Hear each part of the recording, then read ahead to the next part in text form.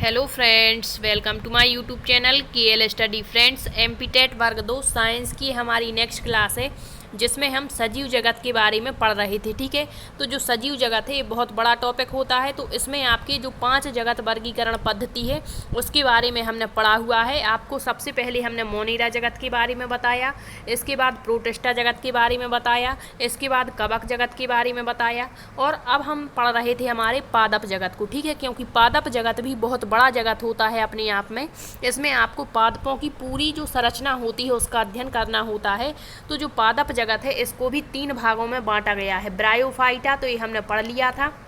इसके बाद आपका होता है ब्रायोफाइटा के बाद में एक ट्रैकियोफाइटा करके होता है। ठीक है, सबसे पहले आपका ब्रायोफाइटा हो गया था। ब्रायोफाइटा के पहले हमने थैलोफाइटा भी पढ़ लिया था जिसमें आपको शैवाल का अध्ययन करना होता है।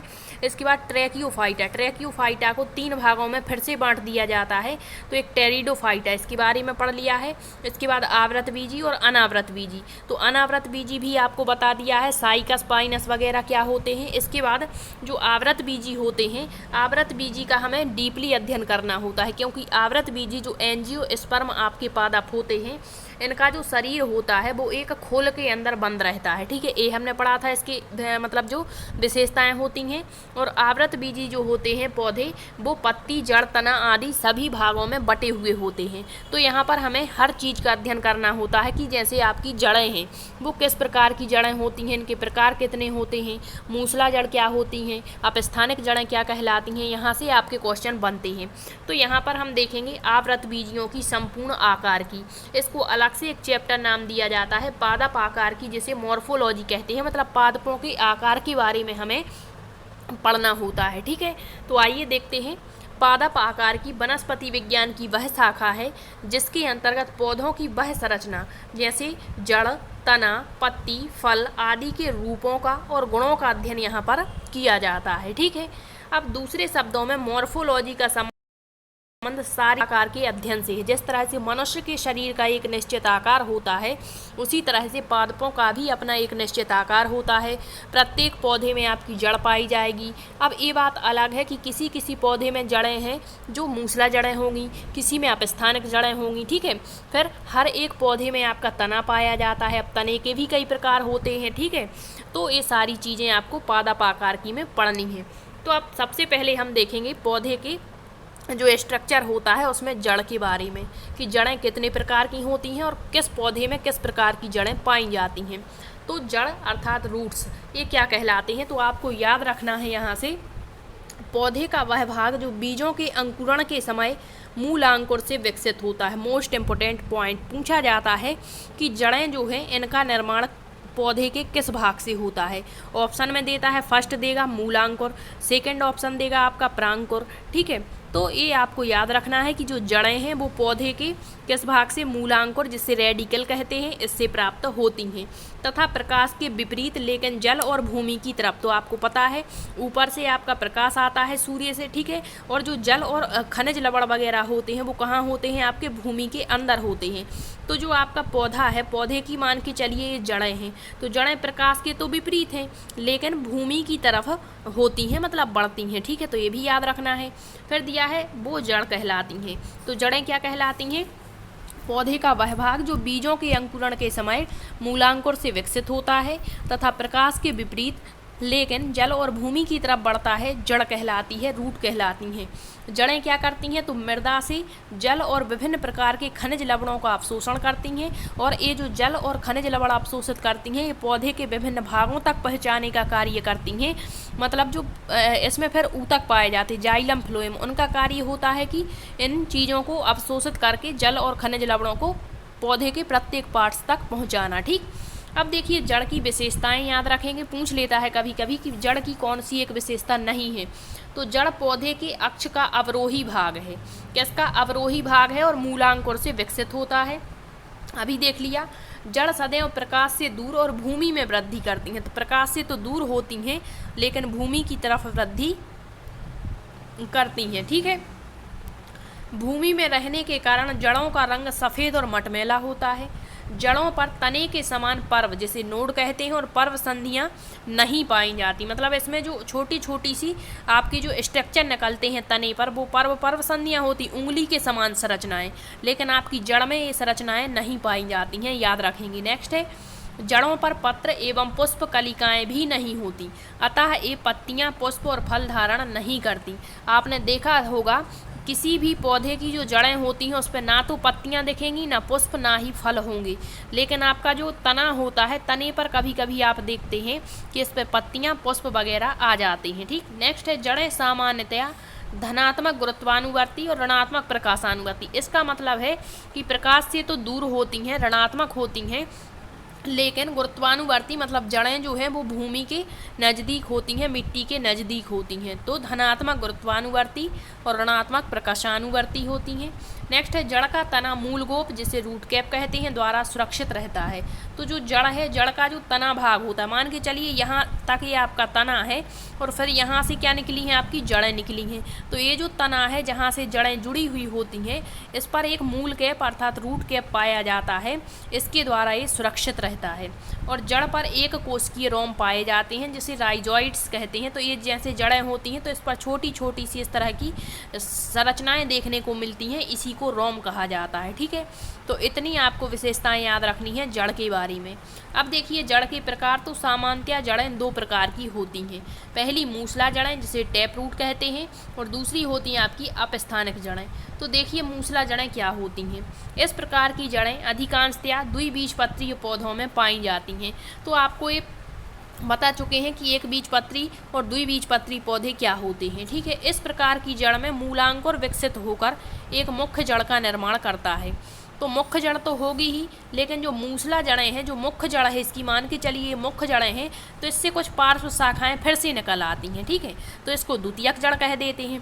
फिर जो द्वितीयक जड़ें होती हैं इससे पुनः पार्श्व शाखाएं निकलती हैं जिसे तृतीयक जड़ कहेंगे। तो इस प्रकार का ये पूरा क्रम चलता रहता है। तो इस प्रकार मूसला जड़ तंत्र का निर्माण होता है। तो आपसे पूछ सकता है कि कौन सी जड़ें जो हैं जिसमें पुनः पार्श्व शाखाएं निकलती हैं या जिसमें द्वितीयक जड़ें या तृतीयक जड़ें बनती हैं, तो वो आपकी मूसला जड़ें होती हैं। लेकिन अपस्थानिक जड़ में ऐसा नहीं होता, उसकी जो मुख्य जड़ होती है वो यहीं पर ख़त्म हो जाती है, फिर इससे दोबारा से आपकी द्वितीयक और तृतीयक जड़ें नहीं बनती हैं। यही इनमें मुख्य डिफरेंस होता है। ठीक है, अब देखिए मूसला जड़ों के रूपांतरण, किस किस पौधों में किस प्रकार की मूसला जड़ें पाई जाती हैं। तो कुछ पौधों में मूसला जड़ें खाद्य पदार्थों का संचय करके मोटी और मांसल हो जाती हैं और इसी कारण से इनकी आकृति भी बदल जाती है। अतः आकृति के आधार पर मूसला जड़ों के निम्न प्रकार हैं और कई नामों से इनको पुकारा जाता है। तो जैसे पूछता है कभी कभी कि बताइए शंकु रूपी जड़ें किस में पाई जाएंगी। ऑप्शन दे दिया मूली में, दूसरा ऑप्शन दे दिया गाजर में, तीसरा अन्य ऑप्शन देंगे। तो आपको याद रखना है ये मूसला जड़ों के ही आकृति के आधार पर अन्य नाम हैं, जैसे तर्क रूपी मूसला जड़ें, शंकु रूपी मूसला जड़ें, कुंभी रूपी मूसला जड़ें। तो याद रखना है तर्क रूपी जड़ जो होती हैं इसे फ्यूसिफॉर्म कहते हैं। इस प्रकार की मूसला जड़ें जो हैं वो मध्य में फूली होती हैं तथा आधार और शीर्ष की ओर पतली होती हैं। मतलब इस तरीके से इसका स्ट्रक्चर होता है। ठीक है, इस तरीके से। ठीक है, आपने मूली को देखा होगा तो मध्य में तो फूली हुई होती है, लेकिन आपका शीर्ष भाग जो है और आपका जो आधार का भाग है पतला होता है। और ये जड़ें कैसी होती हैं, तर्क रूपी मूसला जड़ें होती हैं। तो पूछता है मूली में किस प्रकार की जड़ें पाई जाती हैं, तो तर्क रूपी मूसला जड़ें पाई जाती हैं। दूसरा है आपका प्रकार शंकु रूपी जड़ें जिसे कॉनिकल कहते हैं। इस प्रकार की मूसला जड़ें आधार की ओर तो मोटी होंगी, कैसी, इस तरीके से। ठीक है, ये आधार हो गया, मोटी होंगी, नीचे की ओर क्रमशः पतली होती। मतलब इस तरीके से ये उल्टा रख दिया है, जैसे गाजर को आपने देखा होगा तो इस तरीके से होती है। तो यहाँ पर तो ये मोटी होती है और फिर नीचे पतली होती चली जाती है। तो ये गाजर जो है वो किसका उदाहरण है, शंकु रूपी मूसला जड़ का। नेक्स्ट है कुंभी रूपी जड़, नेफिफॉर्म कहते हैं।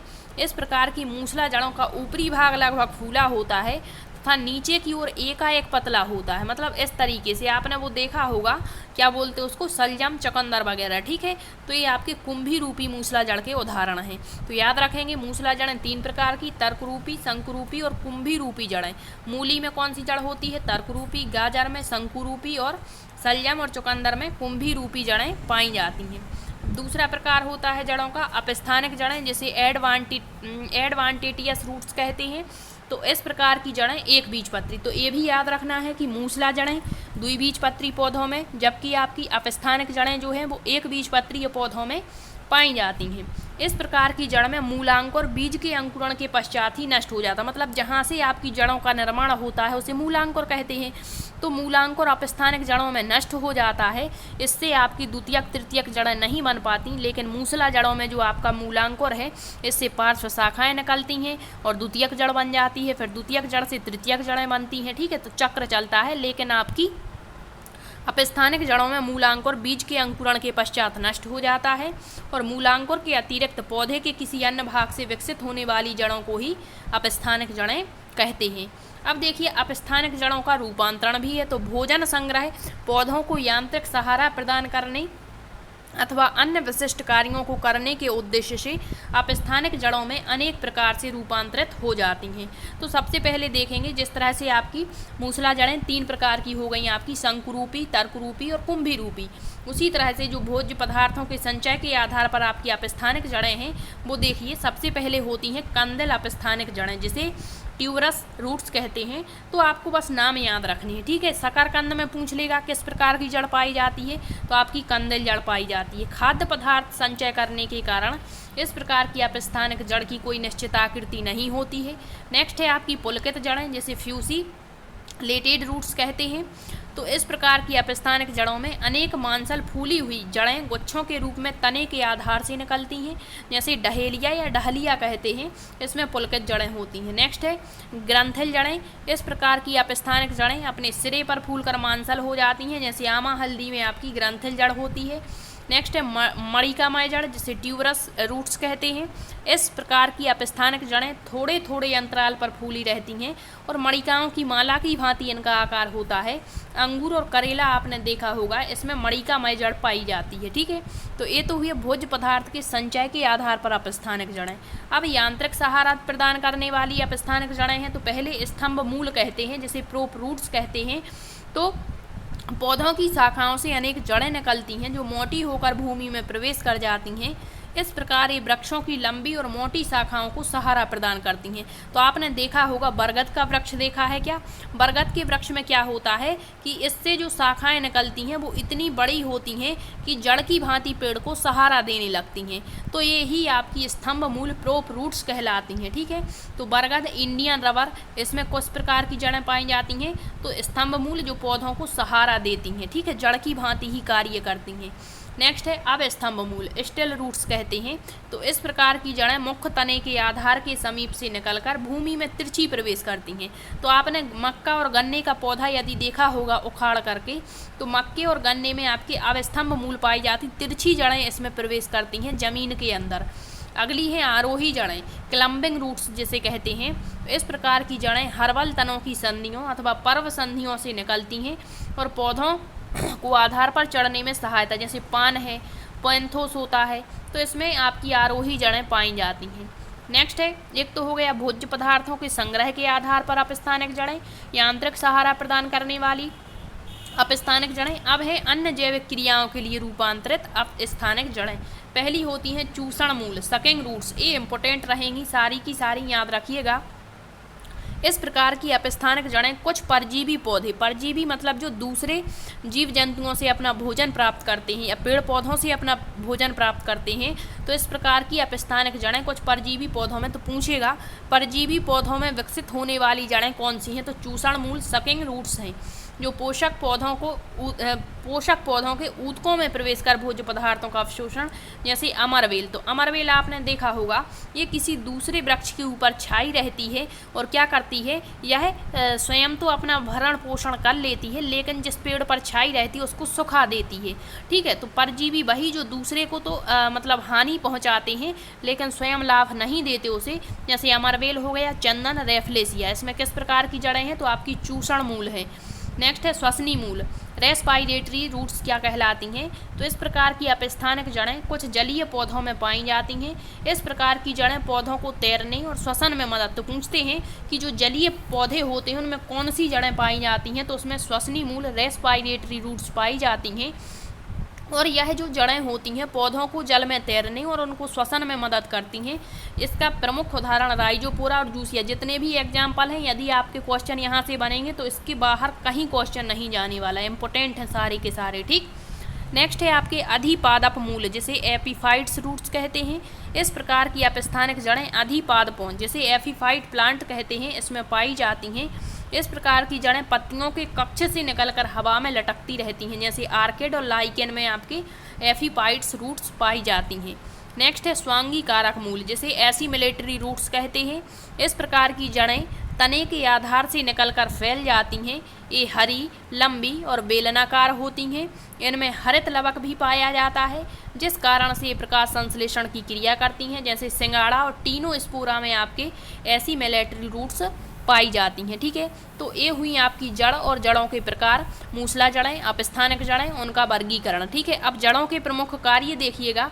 यह पौधों को भूमि में स्थिर रखती हैं। ठीक है, एक पौधा पृथ्वी पर यदि टिका है तो उसका मुख्य कारण जड़ें हैं। जड़ें ही आपके पौधे को पृथ्वी पर टिकाए हैं। ठीक है, नेक्स्ट है मूल रोम तथा जड़ों के कोमल भाग। जल और घुलित जो खनिज लवण है उनका अवशोषण कर लेते हैं। फिर जड़ें अवशोषित जल और खनिज लवण को ऊपर की ओर तने में और पत्तियों में संवहन करते हैं। कुछ जड़ें अपने अंदर ही भोज्य पदार्थ संग्रह करके रखती हैं, और जब भी प्रतिकूल परिस्थिति आती है तो जो संचित भोज्य पदार्थ संग्रह करके रखे हुए हैं, इसको पौधे द्वारा उपयोग में लिया जाता है। ठीक है, तो इतनी चीज़ें आपको जड़ के बारे में याद रखनी है, और ये बहुत डीप चीज़ें हैं। यदि आपका क्वेश्चन बनना है तो यहाँ से बाहर नहीं जाएगा। ठीक है, अब ये जो आपके जो लेक्चर हैं, यह ना केवल आपके एमपी-टेट वर्ग 2 के लिए, बल्कि जहाँ भी साइंस पूछी जानी है सभी के लिए इम्पोर्टेंट होते हैं। ठीक है, अब देखिए दूसरा आपका प्लांट का जो पार्ट्स होता है वो होता है तना। तो जड़ हमने पढ़ लिया, अब हम देखते हैं तने के बारे में, स्टेम के बारे में। इसके भी कई प्रकार होते हैं। ठीक है, तो किस पौधे में किस प्रकार का तना होता है ये भी हमें जानना होता है। तो तना पौधे का वह भाग है जो भूमि एवं जल के विपरीत, अभी हमने क्या पढ़ा था, जड़। जड़ क्या था, भूमि और जल के समान थी। ठीक है, लेकिन प्रकाश की क्या थी, विपरीत थी। इसका उल्टा आपका तना होता है। तना कैसा होता है, भूमि और जल के तो विपरीत। मान के चलिए नीचे भूमि है और जल है, तो इसके विपरीत मतलब तना ऊपर की तरफ बढ़ता है। ठीक है, लेकिन जड़ें नीचे की तरफ बढ़ रही थी। तो जो तना है वो जल और भूमि के तो विपरीत है, लेकिन प्रकाश की ओर वृद्धि करता है। ऊपर से प्रकाश आ रहा है मतलब ये प्रकाश की तरफ वृद्धि करता है, और यह प्रांकुर से विकसित होता है। आपकी जड़ें मूलांकुर से विकसित हो रही थी, जबकि आपका तना प्रांकुर से विकसित होता है। तो ये फैक्ट याद रखिए, इसको हमने हाईलाइट भी किया हुआ है। ठीक है, तो प्रांकुर से विकसित होता है और शाखाओं, पत्तियों, फूल और फल को धारण करता है। अब देखिए तने की विशेषताएं। तना पौधे का आरोही भाग है। जड़ें क्या थी, पौधे का अवरोही भाग था, लेकिन तना क्या है, पौधे का आरोही भाग है, जो भूमि के विपरीत प्रकाश की ओर गति करता है। तने के अग्र सिरे पर कलिकाएं पाई जाती हैं। जड़ में कलिकाएं नहीं थी। ठीक है, इसमें कलिकाएं पाई जाती हैं, जिससे तना वृद्धि करता है। तो तने की वृद्धि का कारण ही कलिकाएं होता है। ठीक, तने पर शाखाएं और पत्तियां लगती हैं। बिल्कुल, तने का आकार बेलनाकार भी हो सकता है, चपटा हो सकता है, कोणीय हो सकता है। ठीक है, अब तने के प्रकार देखिए। भूमि की स्थिति के अनुसार तना 3 प्रकार का होता है। एक तो भूमिगत तना, जो पूरी का पूरा भूमि के अंदर चला जाता है। एक होता अर्धवायवीय तना, जो आधा भूमि के अंदर रहेगा, आधा ऊपर रहेगा। फिर होता है वायवीय तना, जो पूर्ण रूप से भूमि के ऊपर होता है। ठीक है, तो आइए एक एक करके देखते हैं। पहला है भूमिगत तना, अंडरग्राउंड स्टेम। पौधे के तने का वह भाग जो भूमि के अंदर पाया जाता है, भूमिगत तना कहलाता है। जैसे आपने हल्दी देखी होगी, हल्दी एक तना का उदाहरण है। ठीक है, तो ये भी पूछ लिया जाता है कि कौन कौन सी आपकी जड़ें हैं, कौन कौन सी तना है। ठीक है, तो जड़ें हम पढ़ चुके हैं कौन कौन सी हैं, अभी आपको बताया। मूली, गाजर, आपके चुकंदर वगैरह ये क्या हैं, आपकी जड़ें हैं। जबकि यहाँ दिया है हल्दी, अदरक, केला, आलू, प्याज, लहसुन, ये सब आपके क्या होते हैं, तने होते हैं। तो एक क्वेश्चन यहाँ से भी पूछ लिया जाता है। ठीक, तो जैसे हल्दी है, तो हल्दी का जो तना है वो पूरा अंदर होता है ज़मीन के। तो पूछ सकता है हल्दी में किस प्रकार का तना होता है, तो भूमिगत तना। अदरक भी पूरा ज़मीन के अंदर होता है और एक तना है। केला भी आपका, फर्न, आलू, प्याज, लहसुन, अरबी, कचालू, जिमीकंद आदि, ये सब आपके किसके उदाहरण हैं, भूमिगत तने के। अब इसमें भी आपका जो हल्दी, अदरक है, केला है, फर्न है, लहसुन, प्याज है, इसके भी रूपांतरण पाए जाते हैं। तो आइए देखते हैं भूमिगत तने का रूपांतरण। भोजन संग्रह करने के कारण मोटा और मांसल हो जाता है तना। प्रतिकूल परिस्थितियों में। तो ये निम्नलिखित प्रकार के होते हैं। जैसे पूछा जाता है हल्दी अदरक में भूमिगत तना तो है ही, साथ में किस प्रकार का रूपांतरण है भूमिगत तने का, तो वो प्रकंद है, जिसे राइजोम कहते हैं। तो प्रकंद होते हैं आपके हल्दी, अदरक, केला, फर्ण आदि पौधों में पाया जाता है। फिर स्तंभ कंद होता है आपका आलू, ठीक है, इसको केवल कंद भी कह देते हैं कभी कभी। नेक्स्ट है सल्क कंद, बल्ब जिसे कहते हैं। लहसुन प्याज में भूमिगत तना कौन सा होता है, सल्क कंद प्रकार का। और घन कंद होता है आपका कौर्म, कचालू और जिमी कंद में। तो याद रखेंगे, ये मोस्ट इंपोर्टेंट फैक्ट हैं। दूसरा प्रकार है तने का अर्धवायवीय तना, सब एरियल स्टेम। जब तने का कुछ भाग, मान के चलिए तना है और यहाँ से आपकी भूमि लगी हुई है, ठीक है, तो आधा भाग यहाँ भूमि के अंदर है और आधा है भूमि के ऊपर, तो ये क्या कहलाएगा, अर्धवायवीय तना कहलाएगा, ठीक है।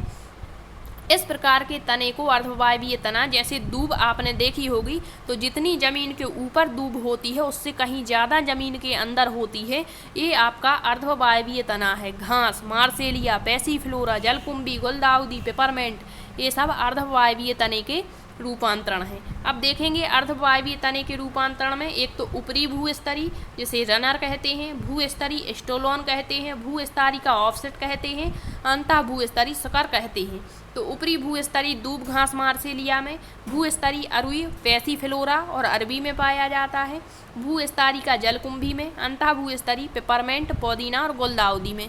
तो इतना डीप आपको कहीं भी नहीं मिलने वाला, ये फैक्ट आप नोट करके रखिएगा और अपने माइंड में भी सेट करने का प्रयत्न करिए। यहाँ से क्वेश्चन बनेगा तो कोई भी क्वेश्चन आपका गलत नहीं होगा। तीसरा प्रकार है आपका तने का वायवीय तना। वायवीय का मतलब जो पूर्ण रूप से आपके भूमि के ऊपर होता है, तो वो वायवीय तना होता है। ऐसे तने को वायवीय तना कहते हैं। इस प्रकार के तने में शाखाएं भी निकलेंगी, पत्तियां भी निकलेंगी, हर चीज़ इसमें पाई जाएगी, फल फूल कलिकाएं वगैरह सब। जैसे इसका उदाहरण है अंगूर, गुलाब, नागफनी, रसकस। अब इसके भी रूपांतरण होते हैं आकार के आधार पर। तो कंटक स्तंभ मतलब जिसमें कांटे पाए जाते हैं, जैसे नींबू, अनार, ये आपका वायवीय तना है। और किस प्रकार का रूपांतरण है, कंटक स्तंभ। नेक्स्ट है स्तंभ प्रतान, स्टेम टेंड्रल, अंगूर, कोकरवेटेसिकुल। कोकरवेटेसिकुल में आपकी क्या आ जाती हैं, जैसे ककड़ी है, कद्दू, करेला आदि। नेक्स्ट है पर्णकाय स्तंभ, इसमें नागफनी, कैजुराइना में, पत्र प्रकलिका, बुलबिल, रतालू, खट्टी बूटी, अलोए और अगेव में पाया जाता है। तो ये हुआ तना, ठीक है। जड़ और तना का यहाँ पर आपका संरचना जो है वो कंप्लीट होती है। अब देखते हैं पत्ती के बारे में, लीफ जिसे कहते हैं। इसके कार्य पिछली बार पूछे गए थे, 4 ऑप्शन दिए थे और पूछ लिया था कि पत्ती का कौन सा एक कार्य नहीं है। तो तना मतलब जो पत्ती है वो तने तथा शाखाओं की पर्व संधियों से निकलने वाले पार्श्व असमान भाग को पत्ती कहते हैं। तो आपने देखा होगा पत्ती कहाँ निकलती है, तने के। तने का तो शीर्ष भाग रहेगा और पर्व संधियों के पार्ट से निकलती है। हरित लवक की उपस्थिति के कारण पत्ती का रंग हरा होता है। पत्ती के भाग देखेंगे, पत्ती के 3 भाग होते हैं, पत्राधार, पत्रव्रंत होता है और एक होता है आपका पत्र फलक। तो पत्राधार जिसे लीफ बेस कहते हैं, यह पत्ती का आधारीय भाग होता है। मतलब मान के चलिए ये आपकी पत्ती है, ठीक है, और ये आपका स्टेम है, मतलब तना है, ठीक है। तो यहाँ पर पत्ती का जो आधार भाग होता है वो पत्रव्रंत, मान के चलिए ये आपका क्या है, जहाँ तने से जुड़ी होती है पत्ती, वो आपका पत्राधार कहलाता है। नेक्स्ट है पत्रव्रंत। अधिकांश पत्तियों में एक लंबा डंठल होता है। तो ये डंठल आपका बिल्कुल ऐसा यहाँ तक जाता है, तो डंठल होता है जिसे पत्रव्रंत कहते हैं। जिन पत्तियों में पत्रव्रंत है वो तो सावृंत कहलाएंगी। जैसे आम और पीपल का पत्ता आपने देखा होगा, तो उसमें पत्रव्रंत आपका बिल्कुल पूरे में जुड़ा हुआ होता है पत्ती में, तो वो सावृंत हो गई। लेकिन जिसमें ये पत्रव्रंत नहीं होता उन्हें आवृंत कहते हैं। जैसे मक्का, गेहूँ आपने देखा होगा, तो उसमें पत्ती तो होती है लेकिन उसमें ये बीच में जो है आपका पत्रव्रंत नहीं होता, वो आवृंत कहलाती हैं, ठीक। अब दिया है पत्रव्रंत पत्ती के फलक को। मान के चलिए ये पत्रव्रंत जो है आपका, ये पत्ती के फलक को प्रकाश की ओर उठाए रखता है, मतलब ऊपर की ओर। यदि ये नहीं है तो पत्ती नीचे की तरफ झुक जाती है। तो ये उठाए रखता है ताकि पत्ती अधिक से अधिक प्रकाश प्राप्त हो सके और अपना भोजन बना सके। तो ये तो हुआ पत्ती के 2 भाग, पत्राधार, पत्रव्रंत। तीसरा होता है पत्र फलक। लीफ वेलेड क्या कहलाता है, यह पत्ती का हरा, चपटा और फैला हुआ भाग है। तो ये ही आपका पत्र फलक होता है। इसके मध्य में पत्रव्रंत है, तो ये आपका पत्रव्रंत है। शीर्ष तक प्रायः एक मोटी सिरा होती है जिसे मध्यसिरा, ये आपकी मध्यसिरा के नाम से भी जाना जाता है।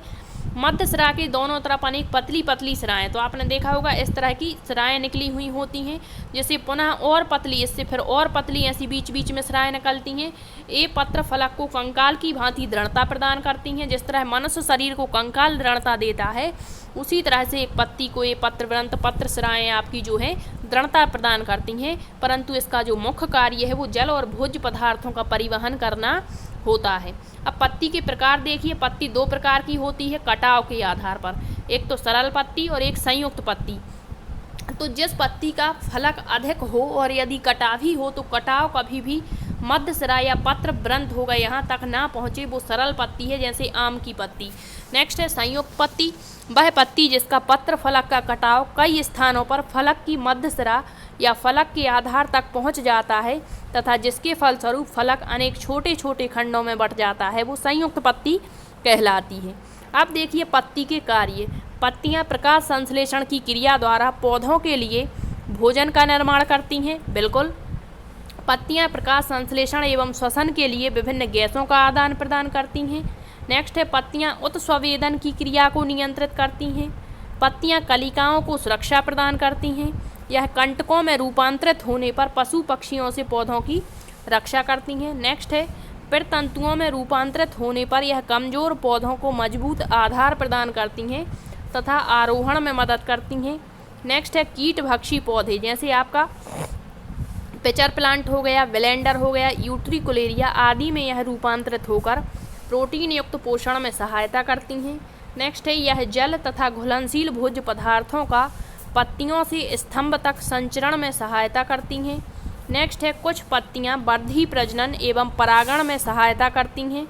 कुछ पत्तियां भोजन संग्रह का कार्य भी करती हैं। ठीक है, तो आज के सेशन में इतना ही। आज हमने देख लिया हमारी जो स्ट्रक्चर होता है पादप का, उसमें जड़ के बारे में, तने के बारे में और पत्ती के बारे में। अब आपका जो है इसके बाद रह जाता है फल और पुष्प के बारे में। ठीक है, तो ये इम्पोर्टेंट होते हैं। इसमें भी आपको फल जो हैं वो कई प्रकार के होते हैं, सरस फल होते हैं, संयुक्त फल होते हैं। तो ये यहाँ से थोड़ा सा आपको हाई लेवल की चीज़ें पढ़नी पड़ती हैं। पूछ लिया जाता है गेहूं का कौन सा पार्ट्स खाया जाता है, तो भ्रूण खाया जाता है। किसका आपका पत्र व्रंत या बीज व्रंत खाया जाता है, किसके रसीले चोल खाए जाते हैं। तो ये सारी चीज़ें भी अभी हमें देखना बाकी है। इसके बाद पौधों में पोषण पढ़ना होता है, पौधों को कितने प्रकार के पोषक तत्वों की आवश्यकता होती है। तो ये चीज़ें हम नेक्स्ट सेशन में देखेंगे। आपको क्लास कैसी लगी आप कमेंट्स में ज़रूर बताएं, और यदि आपको क्लास अच्छी लगती है तो लाइक शेयर सब्सक्राइब भी ज़रूर किया करिए। Thank you.